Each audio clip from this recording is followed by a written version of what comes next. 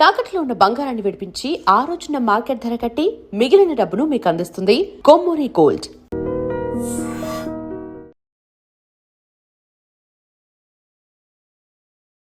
నమస్తే, నేను Kavitha. Welcome to I dream news and నిజాలు. నమస్తే, నేను Kavitha. Welcome to I dream news and నిజాలు. సుప్రీంకోర్టు ఒక ప్రధానమైనటువంటి అంశం మీద ఏప్రిల్ 7వ తారీఖు నుంచి సమీక్ష నిర్వహించనుంది. అందులోనూ ప్రధానంగా శబరిమలలో మహిళల ప్రవేశానికి సంబంధించి 2018లో సుప్రీంకోర్టు ఇచ్చినటువంటి తీర్పు మీద 67 పిటిషన్లు దాఖలయ్యాయి. వాటి మీద తుది నిర్ణయం తీసుకోనుంది. దీంతో పాటుగా వివిధ మతాలకు చెందినటువంటి ప్రార్థనాలయాల్లో మహిళల ప్రవేశానికి సంబంధించినటువంటి అంశంతో పాటుగా మహిళలకు మత స్వేచ్ఛ గురించి జరుగుతున్నటువంటి చర్చ మీద కూడా ఈ 9 మందితో కూడినటువంటి ధర్మాసనం ఒక తుది నిర్ణయం ఇవ్వనుంది. ఏం జరగబోతోంది, ఎలాంటి నిర్ణయాన్ని మనం ఎక్స్పెక్ట్ చేయొచ్చు? మనతో పాటుగా ఉన్నారు సీనియర్ జర్నలిస్ట్ సురేష్ కొచ్చాతిల్ గారు. సార్ నమస్తే. సో 2018 అంటే ఇప్పటికి 5 ఏళ్ల నుంచి అది పెండింగ్లో ఉంది. అప్పుడేమో 5 సభ్యులు ఉన్నటువంటి ధర్మాసనం ఏమో యాక్సెప్ట్ చేసింది, గో అహెడ్ అని ఒక గ్రీన్ సిగ్నల్ ఇచ్చింది. ఆ తర్వాత బోల్డన్ని అభ్యంతరాలు వచ్చాయి. ఇప్పుడు 9 మంది సభ్యుల ధర్మాసనం, ఇదేనా లార్జెస్ట్ ధర్మాసనం 9 మంది సభ్యులతో ఉండేది? దీనికన్నా ముందు కూడా ఉండే అండి, కాన్స్టిట్యూషన్ బెంచ్ ఉండే. దీనికన్నా ముందు 9 బెంచ్ ఉండే, కానీ ఇది ఫస్ట్ యాక్చువల్లీ 7 కావాలి ఉండే, 9గా కన్వర్ట్ చేసుకున్నారు. ఎందుకంటే దీనికన్నా ముందు విన్న బెంచ్ 5 ఉండే, 5 నుంచి 7కి వెళ్ళాలి ఉండే. కానీ జస్టిస్ బోబ్డే, అప్పుడున్న చీఫ్ జస్టిస్, ఈ made it a point to make it 9 judge bench అనమాట. సో దీనికి కవిత గారు కొంచెం మనం రివ్యూ చేయాల్సి వస్తుంది, ఎక్కడి నుంచి మొదలవుతుంది. In fact this is not about Sabarimala judgement. ఈ రివ్యూ పిటిషన్ అన్నీ కలిపి ఉంటుంది. దట్ ఈస్ ఉమ్మన్ని అఘారి అంటే ఫైర్ టెంపుల్ అలౌ చేయడం ఒకటి, పార్సీలకి జెనిటల్ మ్యూటిలేషన్, ఆ దావూదీ బొహ్రా కమ్యూనిటీలో ఫీమేల్ జెనిటల్ మ్యూటిలేషన్ ఉంటుంది, దాని గురించి. అది కాకుండా చాలా మటుకు మస్జిదులకి ఎంట్రీ ఆఫ్ ఉమెన్ అది కూడా ఉంది. ఎందుకంటే కొన్ని మస్జిదుల్లో మహిళల్ని ఒక పోర్షన్ ఇచ్చి తర్వాత అలౌ చేయరు, అది ఉంటుంది అనమాట. ఆల్రెడీ ముంబైలో ఉన్న అట్లా మస్జిద్ ఉంది అక్కడికి. అది కాకుండా విత్ ఇన్ ద మస్జిద్ మహిళల్ని పురుషుల్ని సపరేట్గా కూర్చోబెడతారు. ఫర్ ఎగ్జాంపుల్ సినగాగ్లో జ్యూస్ దాంట్లో వాళ్ళ కూడా చాలా రెస్ట్రిక్షన్స్ ఉన్నాయి. అట్లాంటి కాకుండా ఇంకా మిగతా ఇష్యూస్ కూడా చేయడానికి కాన్స్టిట్యూట్ చేస్తున్నారు ఈ 9 జడ్జ్ బెంచ్. దీనికి చాలా మటుకు ఒక రివ్యూ పెటిషన్గా తీసుకుంటే మనం చాలా పాయింట్స్ ఉన్నాయి. కానీ సుప్రీంకోర్టు అడగబోయే మెయిన్ పాయింట్స్ గురించి మనం ఫస్ట్ ఒకసారి చూద్దాం. ఎందుకంటే దీనికి ఒక కాన్స్టిట్యూషనల్ గ్యారంటీ, మన కాన్స్టిట్యూషన్లో ఫ్రీడమ్ ఒక ఆర్టికల్ 14 ఉంది, బేసిక్ రైట్స్ మనది. దాని ప్రకారం ఎవరిని డిస్క్రిమినేట్ చేయకూడదు, అందరినీ ఒకటే చట్టం ఉండాలని ఉంది. కానీ అట్లా లేదు. మనం చూసాం హిందూస్కి అన్డివైడెడ్ ఫ్యామిలీ, దాని తర్వాత ఉన్న చట్టాలన్నీ హిందువులకు ఉన్నాయి. కానీ ముస్లిమ్స్కి వచ్చినప్పుడు, క్రిస్టియన్స్కి వచ్చినప్పుడు వాళ్ళ పర్సనల్ లాస్ నడిపిస్తున్నారు, షరియా ఉంది, అంత ఉంది మనం చూస్తున్నాం. ఈవెన్ మ్యారేజ్, డివోర్స్ కూడా అట్లనే ఉండే, ట్రిపుల్ తలాక్ లాంటిది. Till it was outlawed by Modi government. Christian కమ్యూనిటీలు ఇప్పుడు కూడా టెక్నికలీ డివోర్స్ అనే ఒక కాన్సెప్ట్ లేదు. ఎందుకంటే వాళ్ళు మ్యారేజ్ టైంలో till death do us apart అని చెప్తారు. అంటే మేము చనిపోయేదాకా మీ ఇద్దరు తోడుంటాం, మళ్ళీ మీరు డివోర్స్ ఎట్లా చేస్తారు? అదొక పాయింట్ ఉంది. ఎనీవే మనం అక్కడికి రావట్లేదు. ఇప్పుడు నేను బేసిక్లీ ఇప్పుడు తీసుకురాబోతుంది ఏంటంటే, మనం చూడాల్సింది మెయిన్గా శబరిమలై ఏం జరుగుతుంది అక్కడ, ఈ జరిగే పెటిషన్. ఎందుకంటే 2018, ఇప్పుడు 7 సంవత్సరాలు అవుతుంది, 7 కన్నా ఎక్కువ అవుతుంది, కొంచెం 7.2 అని చెప్పొచ్చు.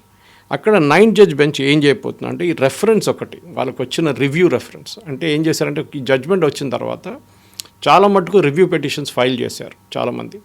ఏంటి మీరు హిందువులను వెంటనే వాడున్నారు, మీరు you're not going after Christians, you're not going after Jews, you're not going after Muslims, మీరు పార్సీస్ గురించి అని చెప్పట్లేదు, హిందువులు ఒక్కరే మీకు దొరికారా అని చెప్పి చాలా మటుకు పెటిషన్లు వచ్చినాయి వాళ్ళ కమ్యూనిటీ నుంచి. సో ఫర్ ఎగ్జాంపుల్ మీరు పార్సీ అయితే, పార్సీ మహిళ ఒక నాన్ పార్సీని పెళ్లి చేసుకుంటే then she is excommunicated from the faith, వాళ్ళ ఫెయిత్ నుంచి తీసేస్తారు. వాళ్ళని ఫైర్ టెంపుల్ అంటే వాళ్ళ టెంపుల్ లోపల అలౌ చేయరు. అది డిస్క్రిమినేషన్ కాదా? సో శబరిమల క్వశ్చన్లో ఈ రివ్యూ కేసు April 7th నుంచి డే టు డే హియరింగ్ ఉండబోతుంది. April 20కి కంప్లీట్గా హియరింగ్ అయిపోతుంది. దాని తర్వాత సుప్రీంకోర్టు ఇచ్చే ఆర్డర్ ప్రకారం చిన్న బెంచ్లు కూర్చుంటుంది. Okay, they will sit and decide on the next step. దానికోసం 9 పెట్టారు. ఎందుకంటే దీనికన్నా ముందు Sabarimala bench was heard by 5 judge bench. So Sabarimala final judgement రాబోతుంది 7 జడ్జ్ బెంచ్ నుంచి, ఇది కాదు, ఈ 9 జడ్జ్ బెంచ్ నుంచి రాదన్నమాట. సో ఇది చాలా ఇంపార్టెంట్, మనం అర్థం చేసుకోవాలి ఇక్కడ డిఫరెన్స్ ఏంటనేది. So this is not about Sabarimala case, కొంచెం మిస్అండర్స్టాండింగ్ ఉంది దీనికి అన్నమాట. దట్ ఇంక్లూడ్స్ ఒక గైడ్ లైన్ సెట్ చేయబోతున్నారు అబౌట్ ఉమెన్ అండ్ రిలీజియన్ గురించి. నా మనం ఒకటి అర్థం చేసుకున్న ఆర్టికల్ 14 గురించి చెప్పాను చూడండి.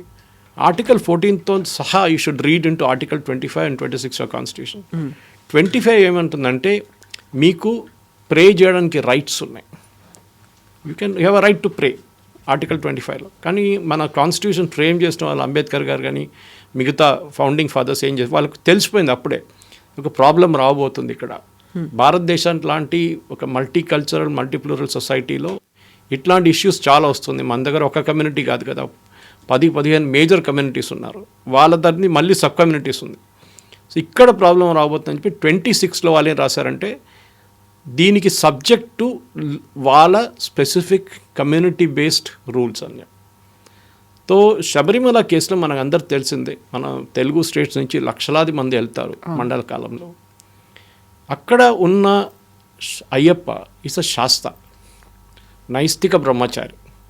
మళ్ళీ అడగొచ్చు బొలారం కానీ మెట్టుగూడ కానీ మన దగ్గర ఉన్న మిగతా శబరిమల కదా హైదరాబాద్, అక్కడ మహిళలు వెళ్తారు కదా, ఓకే, ఎందుకు మళ్ళీ రెస్ట్రిక్టెడ్ ఏజ్ గ్రూప్లో పెట్టారు? So it's not about menstruation, it's about age restriction.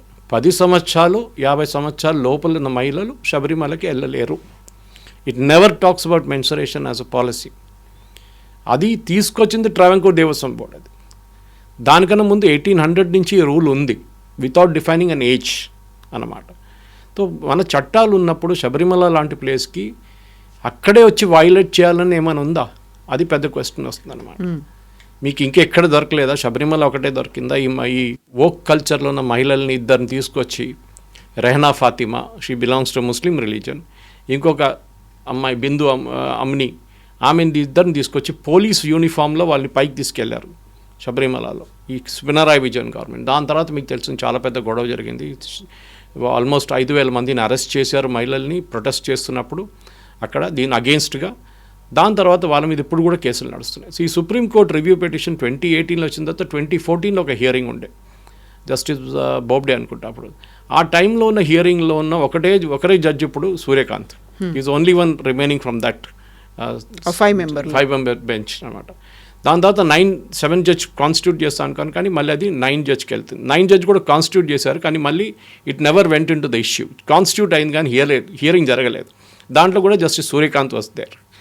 ఇప్పుడు కొత్తగా సూర్యకాంత్ తీసుకున్నందుకంటే ఆయనకి ఇంకా టైం ఉంది, రిటైర్ అయ్యేదాకా చాలా టైం ఉంది. కానీ మెయిన్గా ఏంటంటే the will look at certain issues. ఈ 20th దాకా చాలా బాగా చేశారు, April 20th. అది లేకుండా ఎక్స్టెండ్ అయితే పోతున్నాయి. Hearing is only for 4 days. దాని తర్వాత rejoinder, argument 2 days, judgement reserved on 22nd, finished.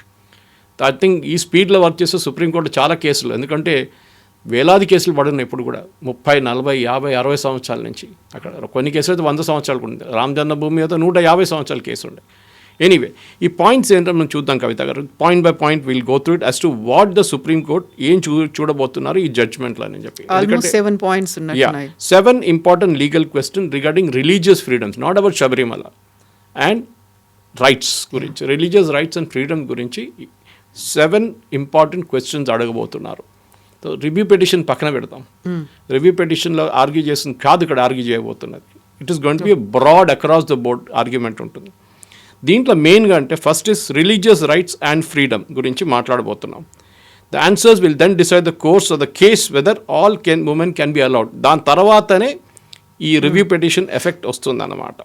So first question, 7 క్వశ్చన్స్లో ఒకటి తర్వాత ఒకటి మనం చూసుకుందాం. 1, ambit and scope of religious freedom. Religious freedom అనేది ఒక ambit ఉంటుందా, స్కోప్ ఉంటుందా, లేకుంటే ఇట్స్ అన్లిమిటెడా? మత స్వేచ్ఛకు పరిధిలో ఏమైనా ఉన్నాయా లేదా?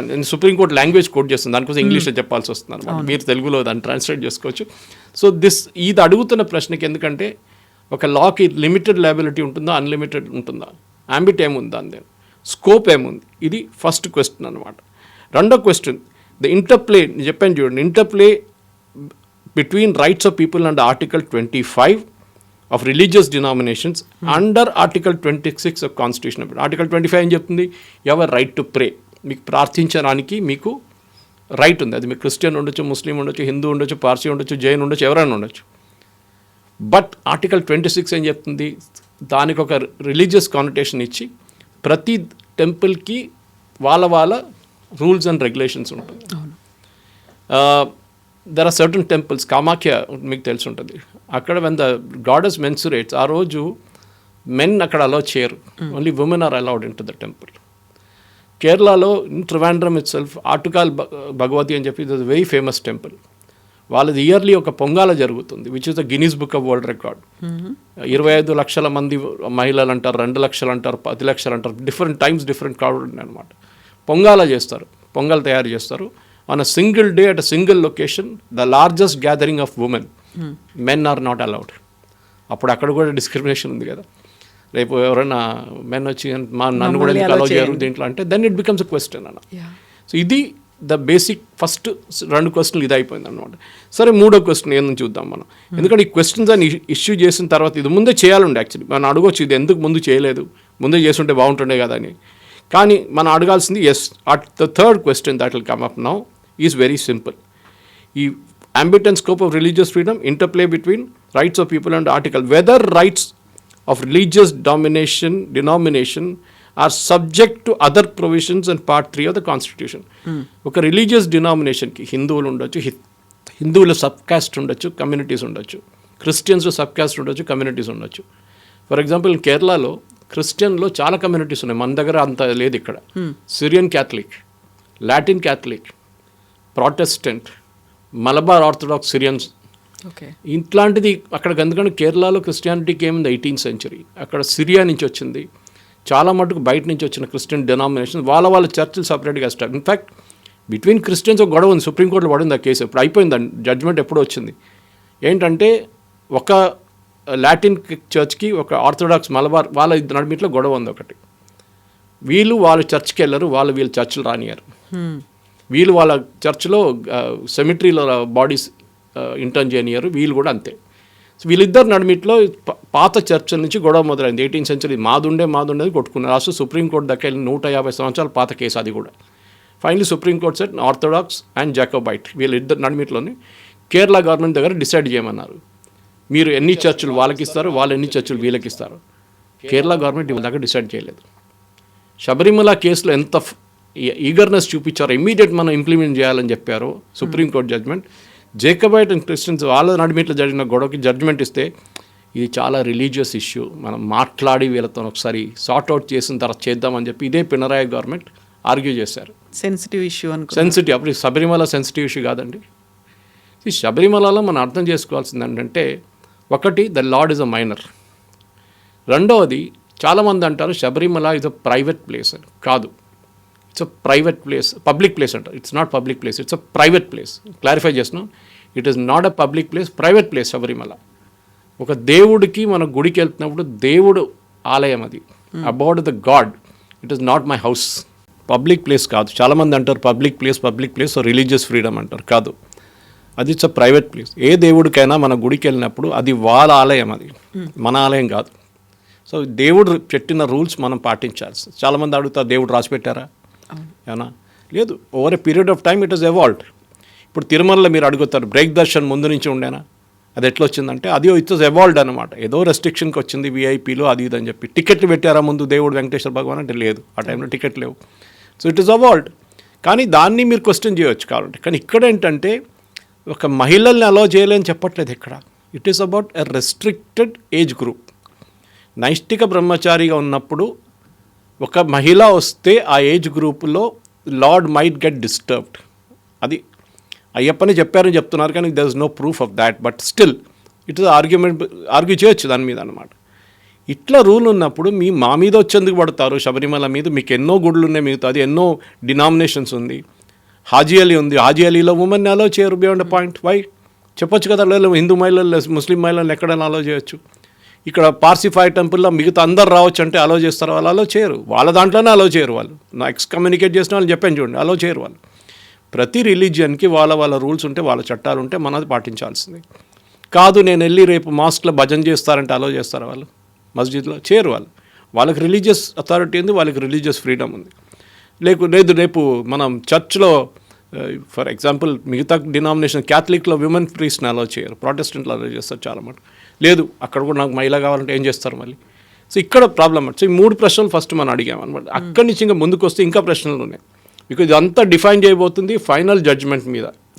సో రిలీజియస్ డినామినేషన్ గురించి మాట్లాడడం 3వ ప్రశ్న. అదండి 4వ ప్రశ్న, ఈ scope and extent of article 25 and 26 is includes constitutional morality అని అడుగుతున్నారనమాట. ఏంటి స్కోప్ అంటే ఆర్టికల్ 25, 26 కింద whether it includes constitutional morality. 25 నేను చెప్పాను రైట్ టు ప్రే, కానీ 26కి వచ్చేటప్పటికి అది చెప్తుంది ప్రతి రిలీజియన్కి, ప్రతి డినామినేషన్కి, ప్రతి గుడికి వాళ్ళ చట్టాలు ఉంటాయి, కొన్ని ఫ్రేమ్ వర్క్ చేసుకొని ఉంటాయి, అది మీరు పాటించాల్సింది కాదు.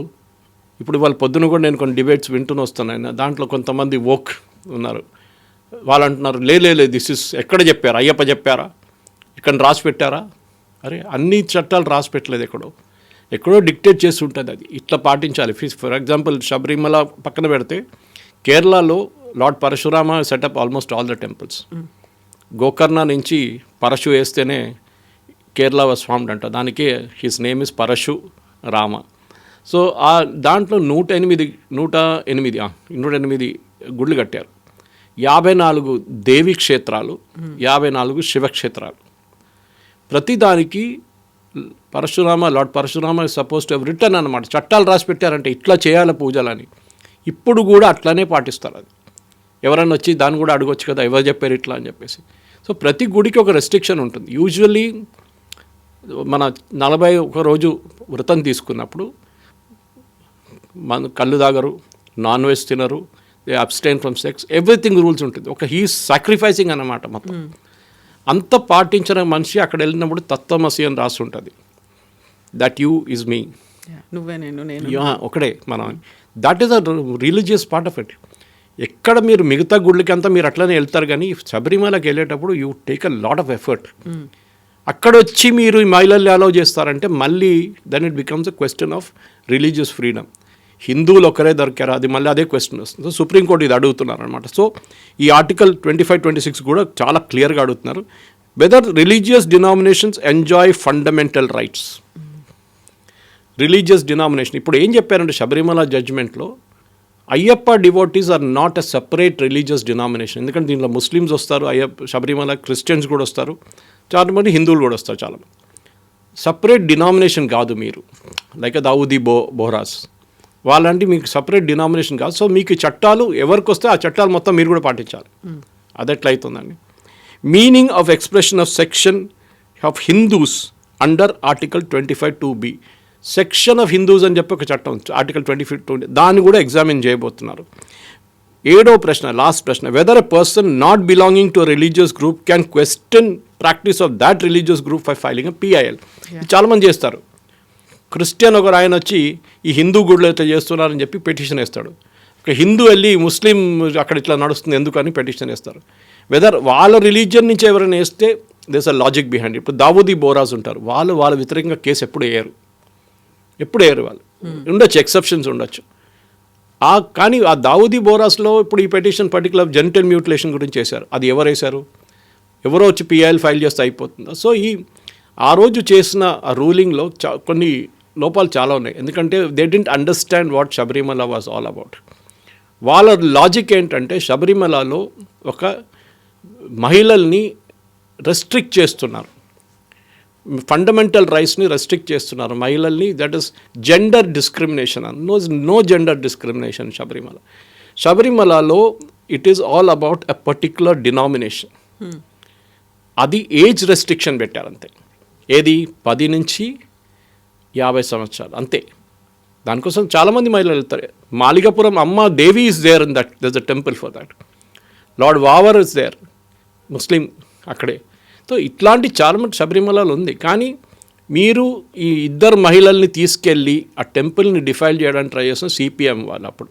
కానీ దాని తర్వాత నెక్స్ట్ ఎలక్షన్లో 2019లో ఉన్న సీట్లు అన్నీ ఓడిపోయారు. ఒక సీటే గెలిచారు అంతే. కేరళలో 20 సీట్లు 19 ఓడిపోయారు. హిందువులు వచ్చిన కోపం వాళ్ళు వేసేశారు ఓట్లు వెళ్ళి.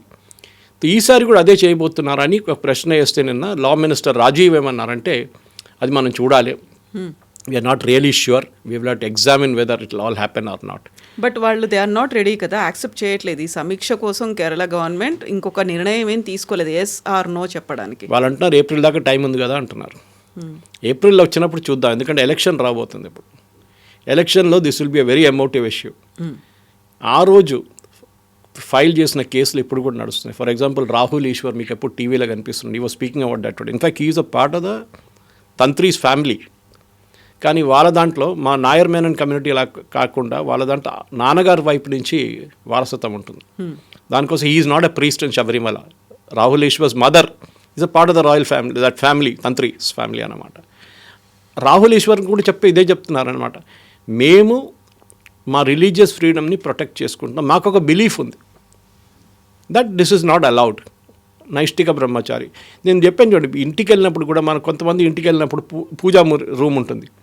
నేను ఇట్లానే పూజ చేస్తానంటే మీరు ఇంకొకరు ఇంటికి వెళ్ళారు, వాళ్ళ చట్టాలు మీరు పాటించాల్సింది. వాళ్ళు షూస్ వేసుకొని ఇంటి లోపల వెళ్ళకూడదంటే అదే రూల్ అనమాట. లేదు నేను వేసుకొని వెళ్తానంటే ఎట్లయితుంది అది? So it is private residence. Lord Ayyappa అది ప్రైవేట్ ప్లేస్ని ఎక్కడ మహిళల్ని రావద్దని చెప్పట్లేదు. It's a restricted age group. ఎందుకంటే ఇదే సేమ్ లాజిక్, ఒక్కటే గుడి ఉంది ఇట్లాంటిది, where he is a Sastha, where is a నైష్టిక బ్రహ్మచారి. మిగతా అన్ని గుడ్లలో you can go any time, restriction లేదు, మీకు ఏ మహిళనే వెళ్ళొచ్చు, no problem, no religious freedom. Guruvayur టెంపుల్కి వెళ్తే బయట ఒక బోర్డు ఉంటుంది, ఓన్లీ హిందూస్ అలౌడ్. మీరు ఆ బోర్డు మీరు శబరిమలలో చూడరే, మీరు చాలా కేరళలో గుళ్ళు అట్లా కనిపించదు మీకు. ఇదే చెప్పాను, మహిళల గురి మన దాంట్లో దేవీలే కదా main. For us that Shakti is the main thing. అట్లాంటి దానికి ఈ వోక్ కల్చర్లో ఉన్న కొంత మహిళలు వచ్చి లేదు ఇది మా రిలీజియస్, ఇది మా బిలీఫ్స్ని మీరు ఆపుతున్నారు, ఏ మహిళ అయినా వెళ్ళొచ్చు, జెండర్ డిస్క్రిమినేషన్ జరుగుతుంది. అరే జెండర్ డిస్క్రిమినేషన్ ముస్లిమ్స్లో ఉందే, అక్కడ వెళ్ళి అడగొచ్చు కదా. జెండర్ డిస్క్రిమినేషన్ క్రిస్టియన్స్లో ఉందే, అక్కడ వెళ్ళి అడగొచ్చు కదా. బ్యాప్టిజం కాకుండా మంచి హోలీ కమ్యూనియన్ ఇవ్వరు. ఆలోచించండి, బ్యాప్టిజం చేయని క్రిస్టియన్ ఫ్యామిలీలో వాళ్ళని హోలీ కమ్యూనియన్ ఇవ్వరు. మీరు అది క్వశ్చన్ చేయొచ్చు కదా, అది ఎట్లా అవుతుంది? whether that is an essential religious practice. This question was the most important thing. Is it an essential religious practice? Sabarimala కేసులో. సో దాన్ని సుప్రీంకోర్టు అప్పుడు ఇచ్చిన 2018 ఇచ్చిన judgement was totally wrong. In fact ఆ జడ్జ్మెంట్లో 4:1 జడ్జ్మెంట్లో డిసెంటింగ్ జడ్జ్మెంట్ ఇచ్చింది ఒక మహిళ, జస్టిస్ ఇందు మల్హోత్రా. అండ్ ఆమె చాలా బాగా రాసింది judgement. She understood from a women's perspective. ఒక మహిళ వైపు నుంచి ఉన్న ఎందుకు జరుగుతుంది శబరిమల అట్లా ఆమెకు అర్థమైంది, కానీ అక్కడ ఉన్న మిగతా 4 మేల్ జడ్జెస్కి అర్థం కాలేదు. ఆమె డిసెంటింగ్ జడ్జ్మెంట్ రాసింది 4:1లో. She was the dissenting judge. ఆ జడ్జ్మెంట్ చదవాల్సింది మీరు. Very pointed she wrote. ఎందుకు రిలీజియస్ ప్రాక్టీస్ అనేది అక్కడ మహిళల్ని అలో చేయాలి కాదు, it is a part of the temple rules and customs. అట్లా ఉంది, మనం దాన్ని పాటించాలి. దాని ఏలే లోకం మారిపోయింది, మనం 21st centuryకి వచ్చేసాం. So what? 25th century మీరు మొత్తం రిలీజియస్ అంతా మార్చేస్తారా? రేపటి నుంచి కొబ్బరికాయ కొట్టద్దు అంటారు, అవునా? పెడతారా? ఎవరైనా రూల్ పెడతారు అట్లా ఎక్కడైనా? No, it is not possible. చట్టాలు ఉన్నాయి, మీకు నచ్చకపోతే మీరు వెళ్ళొద్దు అంతే. అక్కడికి మిమ్మల్ని ఎవరు పిలుచుకెళ్ళారు? ఎవరిని బొట్టుపెట్టి తీసుకెళ్లారు? మిమ్మల్ని తీసుకెళ్ళలేదు కదా. You don't come, that's all. This is the major problem అన్నమాట. సో 2018లో ఈ నిర్ణయం అనేది వచ్చింది, సుప్రీంకోర్టు ఒక తీర్పునిచ్చింది 4:1 అది మహిళల్ని అనుమతించింది అందులోకి వెళ్ళమని. బట్ పెద్ద ఎత్తున ప్రొటెస్ట్ అనేది, కొంతమంది అయితే దాన్ని వెల్కమ్ చేశారు, కొంతమంది అయితే వీఆర్ రెడీ టు అనేది మేము టికెట్లు కూడా బుక్ చేసుకున్నామని చెప్పిన వాళ్ళు ఉన్నారు. బట్ అంత పెద్ద ఎత్తున ప్రొటెస్ట్ వచ్చిన తర్వాత మళ్ళీ అది ఆగడానికి ఇంతకాలం ఎందుకు తీసుకుని 2019లో మళ్ళీ ఒక కమిటీని ఫామ్ చేశారు, అది కూడా అలాగే ప్రొలాంగ్ అయిపోయింది, ఇంత గ్యాప్ వచ్చింది, మళ్ళీ ఇప్పుడు రాబోతోంది అనుకుంటే తుది నిర్ణయం అనేది 15 రోజుల్లో తీసుకుంటారంటారా? తీసుకోవాల్సిందే. That is how judiciary should work. 2018 ఇచ్చిన తర్వాత 2019 నెక్స్ట్ బెంచ్ కాన్స్టిట్యూట్ చేసింది, మళ్ళీ 2020లో కాన్స్టిట్యూషన్. ఎందుకు ముందుకెళ్ళలేదు అది? That way admire justice Surya Kant. ఇంకో కాంటెక్స్ట్లో చెప్పాను కూడా, చాలా ప్రాక్టికల్గా మనిషి చీఫ్ జస్టిస్. ఆయన ఉన్న దానికి కేసులు అన్నీ తగ్గించడానికి ట్రై చేస్తున్నారు. ఆయన హియరింగ్ ఇంతే ఉంటుంది, no out of the turn mentioning ఏం లేదు. కపిల్ సిబల్ లాంటి 5-star లాయర్లు అందరినీ పక్కన పెట్టేశారు ఆయన. ఈ కేసులో కూడా చాలా క్లియర్గా 2 రోజులు ఆర్గ్యుమెంట్ ఉంటుంది, 2 రోజులు అక్కడ ఆర్గ్యుమెంట్ ఉంటుంది, 2 రోజుల తర్వాత రిజాయిండర్ ఫైల్ చేయొచ్చు. దాంట్లో 4th day 22nd finished, matter ends. కానీ దాని తర్వాత రావాల్సిన జడ్జ్మెంట్ చాలా ఇంపార్టెంట్ ఉంటుంది శబరిమల కేసులో. కానీ ఒక్కసారి ఒక నిర్ణయం, ఈ 7 క్వశ్చన్ల మీద ఒక నిర్ణయం తీసుకున్న తర్వాత